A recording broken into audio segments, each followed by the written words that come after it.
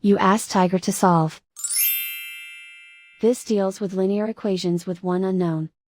The final result is x equals 312/25. Let's solve it step by step. Group all x terms on the left side of the equation. Add 13x to both sides. Group like terms. Simplify the arithmetic. Group like terms.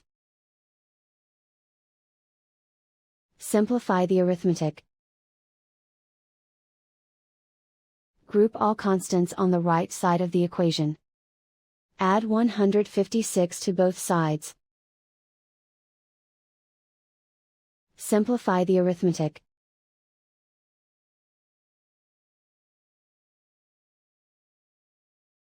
Isolate the x. Divide both sides by 25. Simplify the fraction. And so the final result is x equals 312/25.